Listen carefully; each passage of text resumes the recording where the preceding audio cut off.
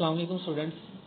Sorry कुछ distortion की वजह से मुझे लेक्चर पास करना पड़ा और आप जो है उसको आपको जो है वो पार्ट 2 मिल जाएगा। यहीं से स्टार्ट करेंगे हम naming the common cash.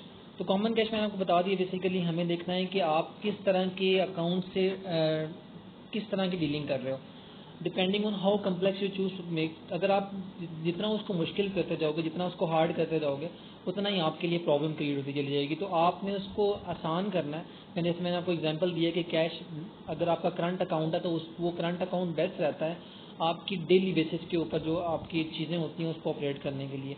Operating checking accounts, अब almost all companies have at least one checking account at unmarked operation. आपको मैंने बताया कि आपका एक करंट अकाउंट होना बहुत लाजमी है, जिसमें ये हो कि आप एटीएम फॉर्म में वो हो। जब भी आपको छोटी मोटी कैश की ज़रूरत पड़ती है, जब भी आपको इस तरह की कैश फॉर्म चाहिए होती है, तो आप डायरेक्टली जाके बैंक से वो छोटी मोटी कैश ले लेते हैं और उसको इस तरह से प्रोसीड करते हैं। तो एक ऑपरेटिंग चेकिंग अकाउंट का मतलब यहाँ पे आप करंट अकाउंट ले सकते हो, ऑपरेटिंग चेकिंग अकाउंट ले सकते हो, जिसके अंदर क्या होता है कि आप उसको डेली बेसिस के जो आपके टास्क होते हैं, डेली बेसिस के छोटे मोटे टास्क जो होते हैं, जो आपको छोटी मोटी अमाउंट चाहिए होती है, आप उसको बड़ी अमाउंट आप कहते हो कि मैं पास नहीं रखना चाहता, तो आप इस तरह का अकाउंट खोलते हो जिसमें आप कभी भी जाके छोटी मोटी कैश ऐड करवा सकते हो और कभी भी जाके आप छोटी मोटी कैश जो है वो ले सकते हो छोटे मोटे एक्सपेंसेस के लिए। इसके बाद आता है आपका पे role checking account.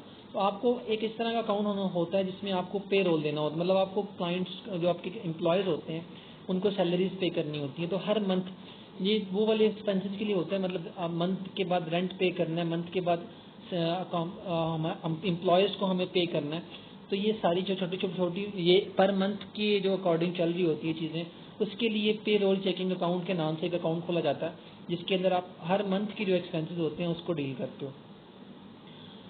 Many businesses also have a separate checking account for their पे रोल ट्रांजेक्शन। ये हम चैप्टर में पढ़ चुके हैं। दे use this account only pay for the employees settle in the government of the payroll taxes. तो आपने जिस तरह से हमने क्वार्टरली टैक्स पे करना होता है और टैक्स के गोशवारे जमा करवाने होते हैं, उसकी रिटर्न जमा करवाने होते हैं, तो उसके लिए बेसिकली ये अकाउंट होता है। उसके बाद मर्चेंट अकाउंट। मर्चेंट अकाउंट का मतलब होता है कि हमने जब भी हम डील करते हैं, जब हम कोई चीज़ खरीदते हैं, जब हम कोई चीज़ बड़ी चीज़ खरीद रहे हैं, इन्वेंट्री जो है हमें 15 लाख की इन्वेंट्री खरीदनी पड़ रही है, हमें रॉ मटेरियल खरीदना पड़ रहा है, तो उसके लिए कंप्लीट एक प्रॉपर अलग से अकाउंट होता है। उसको हम मर्ज नहीं करते, ना पेरोल अकाउंट से मर्ज करते हैं और ना ही हम उसको मर्ज करते हैं अपने ऑपरेटिंग अकाउंट के साथ। तो ये पूरा का पूरा इस तरह का अकाउंट होता है जिसमें हम वेंडर से कनेक्ट होते हैं, वेंडर को इसमें से पेमेंट गई है, तो हमारे डिफरेंट किस्म के अकाउंट होते हैं ताकि हम उसको चेक एंड बैलेंस रख पाएँ, ताकि कल को हम आसानी से, अगर एक ही अकाउंट होगा तो हमें बार बार ट्रांजेक्शन्स को डीपली जाकर देखना पड़ेगा कि ये वाली 2000 की ट्रांजेक्शन, मतलब छोटी छोटी ट्रांजेक्शन भी जाकर देखनी पड़ेगी कि ये ट्रांजेक्शन किस लिए हुई है। तो merchant account it means that कि वो सिर्फ और सिर्फ कनेक्टेड रहेगा सिर्फ हमारी परचेजिंग से रिलेटेड। जो भी हम रॉ मटेरियल परचेज करेंगे, जो भी रॉ मटेरियल हम मार्केट में लेके आएंगे या अपनी कंपनी के लिए परचेज करेंगे, तो हम इस स्पेसिफिक अकाउंट से करेंगे। So money market account, money market का मतलब है कि जितने भी हमने सिक्योरिटीज, बॉन्ड्स और इस तरह की चीज़ें परचेज की हुई हैं, वो यहाँ पे बता रहे हैं, ताकि इसको थोड़ा सा रीड करते हैं। Some companies use money market accounts for their operating payroll saving bank account. So different companies इसको भी इस्तेमाल करती हैं। Sorry students, a company market's main attraction is that it generally pays higher interest rate in the account. अब इसके ऊपर companies को higher interest पे करना पड़ता है क्योंकि ये डेली बेसिस के ऊपर होता है। बेसिकली जो बैंक्स होते हैं उनको इन्हीं अकाउंट्स का ही फायदा होता है। However company money markets accounts offer require maintaining minimum balance. अब आपको ना यहाँ पे एक लिमिट बता दी जाती है कि आपको कम से कम जो है 1 लाख रुपए इसमें रखवाना लाजमी है, तब आप ये अकाउंट खोल सकते हो। तो डिफरेंट किस्म की रिस्ट्रिक्शंस होती हैं। उसके बाद आप मनी मार्केट अकाउंट जो है वो बनवा सकते हैं या वो खुलवा सकते हैं, जो भी हमारा क्लाइंट होता है।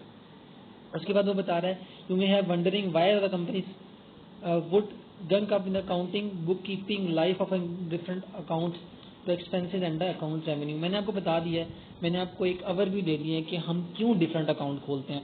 डिफरेंट अकाउंट खोलने का मतलब ये होता है कि उसका चेक एंड बैलेंस करना आसान होता है, उसको इवैल्यूएट करना आसान होता है, कल को कोई प्रॉब्लम नहीं होती, हमें उसको डीपली टच नहीं करना पड़ता, हम उसकी ट्रांजैक्शन को आसानी से इवैल्यूएट कर सकते हैं। अगर एक वेंडर का अकाउंट है और वेंडर से हम सिर्फ चीज़ें परचेज करते हैं और उसमें हैवी इन्वेस्टमेंट होती है, हैवी चीज़ें, हम उसमें कह लो कि आप हैवी कैश जो है उसमें इन्वॉल्व होती है, बड़ी बड़ी कैश इन्वॉल्व होती है उसके अंदर।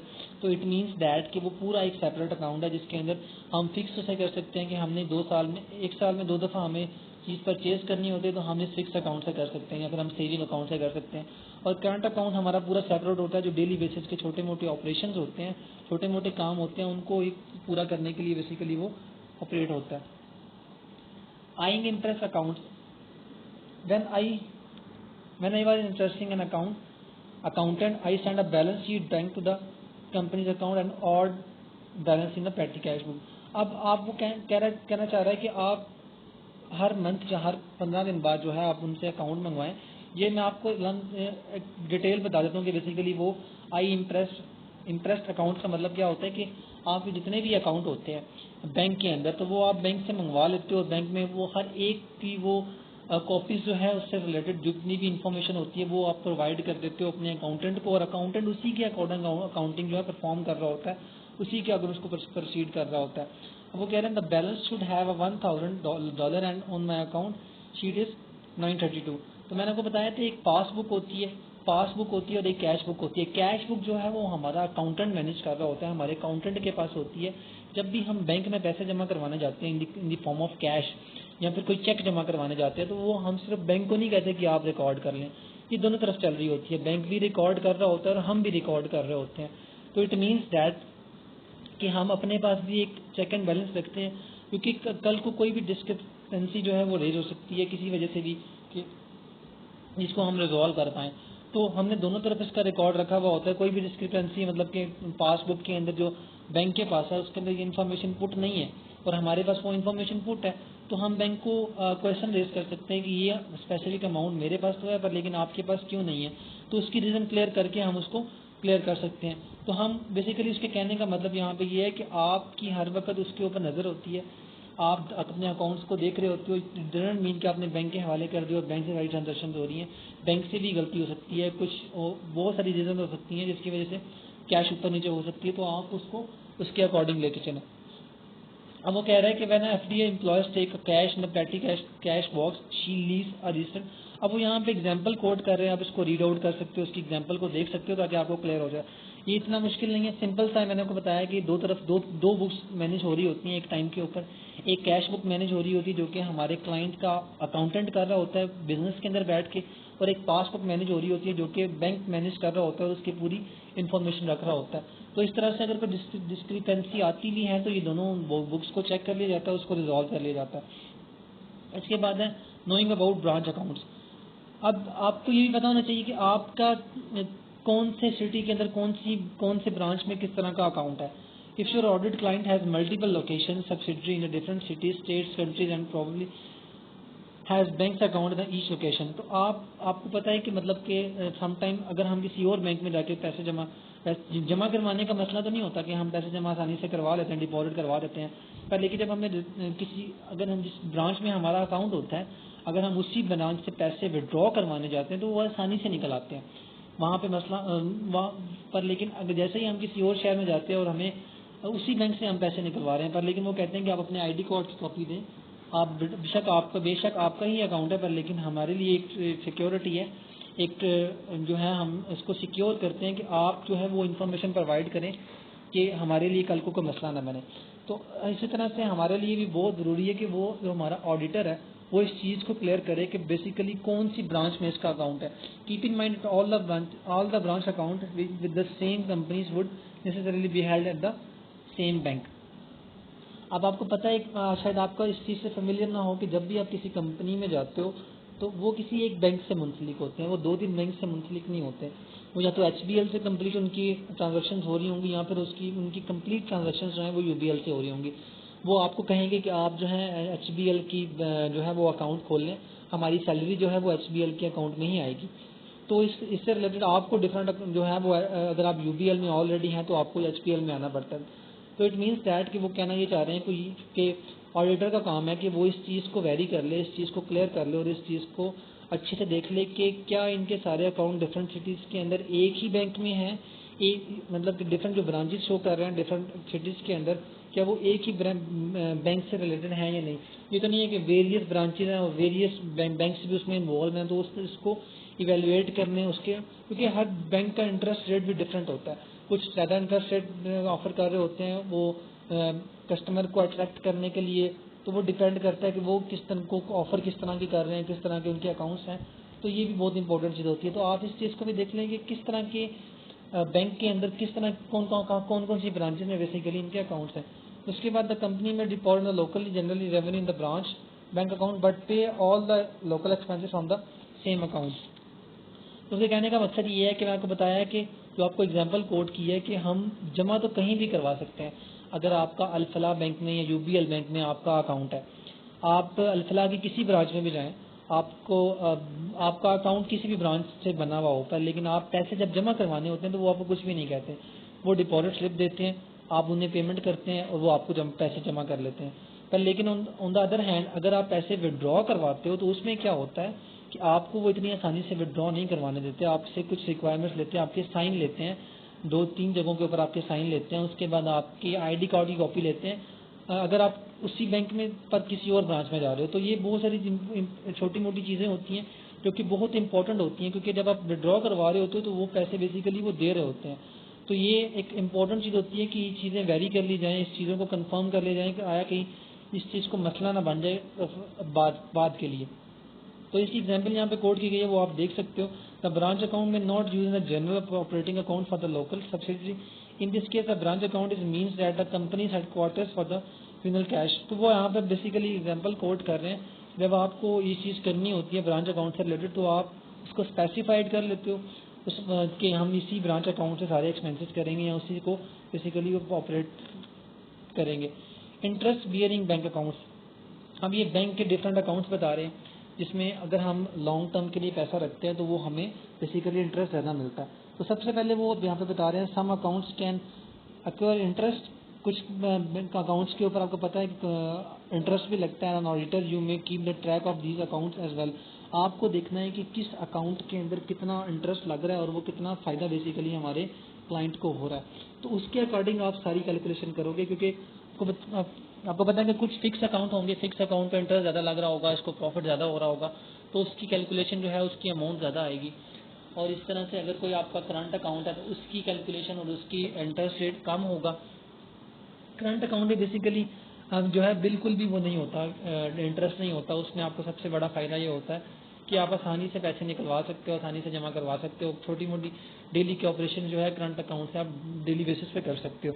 ऑन द अदर हैंड जो सेविंग अकाउंट होता है, सेविंग अकाउंट में आपको इंटरेस्ट कम होता है, पर लेकिन उसकी ड्यूरेशन टाइम कम होती है कि आप कम टाइम के अंदर आप पैसे निकलवा सकते हो। पर लेकिन 1 मंथ से का अगर आप उस स्पेसिफिक टाइम पीरियड से पहले निकलवाएं तो उसमें आपको क्या नुकसान होता है कि आपको वो चार्ज करते हैं, पर लेकिन बहुत ज़्यादा चार्ज नहीं करते जैसा कि फिक्स अकाउंट में किया जाता है। तो बेसिकली यहाँ पे वो बता रहा है कि आप यहाँ पे अच्छे से चेक कर लें कि वो कौन से अकाउंट उसने ओपन किया हुआ है और वो किस तरह का इंटरेस्ट बियर कर रहा है। क्या उसको अगर उसने कोई उधार लिया हुआ है तो वो किस तरह का इंटरेस्ट जो है वो बियर कर रहा है और कितना इंटरेस्ट उसको पे कर रहा है। इसी तरह से अगर उसने पैसे जमा करवाए हैं और उसने फिक्स अकाउंट में रखा हुआ है तो इट मीन्स दैट कि उसको प्रॉफिटेबिलिटी भी ज़्यादा मिल रही है। सेविंग अकाउंट का वो बता रहे हैं कि your client may have a saving account in order to set aside extra sources of cash that में अनमार्क्ड स्पेशल पर्पसेज। वो उन्होंने वही बात रिपीट की जो हम पीछे पढ़ के आए हैं कि मैंने आपको आसान वर्डिंग के अंदर ये बता दिया कि सेविंग अकाउंट में आप क्या करते हो कि आपको इंटरेस्ट रेट कम होता है। सर्टिफिकेट ऑफ डिपॉजिट, अब ये क्या with certificate of deposit C D your client has pay in the account that can't touch for a specific time period. ये जो है फिक्स्ड अकाउंट की एग्जांपल है। सर्टिफिकेट ऑफ डिपॉजिट का मतलब है फिक्स्ड अकाउंट जो कि बहुत लंबे टाइम के लिए होता है, जो 5 साल 6 साल के लिए आप उसे टच नहीं कर सकते, आप उसे छेड़ नहीं सकते। इट मीन्स दैट कि इसके ऊपर इंटरेस्ट बहुत बड़ा ज़्यादा होता है। जैसे करंट अकाउंट पे बिल्कुल भी इंटरेस्ट नहीं होता। सेविंग अकाउंट पे आपका 5% है तो इस पे अप्रॉक्सीमेटली 15% इंटरेस्ट रेट होता है। मतलब अगर आपने लाख रुपये जमा करवाया तो 15,000 आपको जो है पर ईयर जो है वो मिलता है। तो इट मीन्स दैट बस आपको इसके ये रिस्ट्रिक्शंस होती हैं कि आप इसको एक स्पेसिफिक टाइम पीरियड के अकॉर्डिंग इसको टच नहीं कर सकते, इसमें से पैसा निकलवा नहीं सकते, क्योंकि बैंक जो है वो आपका पैसा यूटिलाइज कर रहा होता है। बैंक को एक सिक्योरिटी होती है कि ये पैसे नहीं निकलवाएगा, इसने हमसे डील की हुई है कि ये इस ड्यूरेशन के अंदर पैसे नहीं निकलवाएगा। ये पैसे निकलवाएगा तो आपको वो कहते हैं कि हम आपके पैसे काटेंगे, तो इस वजह से आप पैसे नहीं निकलवाते। इसके बाद है स्वीप। और sweep account is a way that company has automatically earn investment income. तो इसलिए एक अकाउंट होता है जिसमें आपको ऑटोमेटिकली इन्वेस्टमेंट बेसिकली चाहिए होती है और वो उसमें आती रहती है। The way in work that the evening that extra cash is companies operating cash are gathering up and transferred. जो भी आपका जो एक्स्ट्रा अमाउंट होती है जिसको आप रिजर्व भी कह सकते हो, तो वो आप एक स्वीप अकाउंट खोलते हो और उसको क्या करते हो कि आप अपनी एक्स्ट्रा अमाउंट या अपना एक्स्ट्रा रिजर्व जो है वो थोड़ा थोड़ा करके इसमें डालते रहते हो, तो वो अकाउंट आपका बनता चला जाता है। यहाँ पे उन्होंने एक वेबसाइट का लिंक दिया, आप उसको देख सकते हो कि वहाँ पे आपको एक पूरी डिटेल मिल जाएगी इससे रिलेटेड। सो अभी तक हमारा जो है बिल्कुल सिंपल सा कॉन्सेप्ट जो है हमने देखे हैं, आधा चैप्टर हमने इसमें क्लियर कर लिया, बिल्कुल सिंपल सी चीज़ें इसमें बताई गई हुई हैं। सो अगर कोई क्वेश्चन या क्यूरीज हैं तो आप वो पूछ सकते हो, आप आस्क कर सकते हो। अभी तक हमने जो देखा है अप्रॉक्सीमेटली हाफ चैप्टर देखा है, और हाफ चैप्टर जो रह गया वो हम नेक्स्ट लेक्चर में देखेंगे। और नेक्स्ट में इंशाल्लाह आप लोग प्रिपेयर रहें, आप लोगों को एक असाइनमेंट और एक क्विज देना है अपनी ऑडिटिंग से रिलेटेड, ऑडिटिंग की बुक से रिलेटेड, क्योंकि हमारा जो एक चैप्टर, एक क्विज और एक असाइनमेंट वो फुलफिल हो चुकी हुई है हमारे बिजनेस लॉ की। और बिजनेस लॉ का हमने कोर्स भी कंप्लीट कर लिया है, उसका कोर्स पैक भी वो कंप्लीट हो चुका है पर लेकिन सेकंड जो है हमारा जो ऑडिटिंग हम पढ़ रहे हैं उसको मैंने आपको बताया था कि जो आपके बिजनेस लॉ के लेक्चर होंगे उन लेक्चर्स के अंदर भी आपको इसी के ही आपको क्या मिलेंगे, लेक्चर मिलेंगे। सो आपने अब जो है थोड़ा टाइम इसको देना है, बिजनेस लॉ की तैयारी आप अपने अकॉर्डिंग कर सकते हैं, उसका कोर्स कंप्लीट हो चुका है, उसको प्रिपेयर करें। उससे रिलेटेड कोई क्वेश्चंस या क्यूरीज हैं तो वो आप क्वेश्चन या क्यूरीज कर सकते हैं, और इसके लिए प्रिपेयर है। मैं आपको चैप्टर जो है वो कल तक आपको चैप्टर बता दूंगा किस चैप्टर का आप लोगों ने क्विज देना है, और असाइनमेंट जो है जो वो तो है वो ओवरऑल होगी, वो आपको 5 दिन दिए जाएंगे। उस 5 दिनों के अंदर आपने उस असाइनमेंट को क्लियर करना है। और काइंडली लास्ट में भी बहुत कम बच्चों ने असाइनमेंट पुट की थी, और ये आप लोगों के ही मसला बनेगा एट द एंड, आपको जब सेशनल मार्क्स नहीं मिलेंगे तो वो आपकी जीपीए के ऊपर, सीजीपीए के ऊपर इफेक्ट करेगा। तो काइंडली इसको एक पॉजिटिव वे में लें और असाइनमेंट टाइम पे सबमिट करें और क्विज के लिए प्रिपेयर हैं। ओके स्टूडेंट्स, अल्लाह हाफिज़।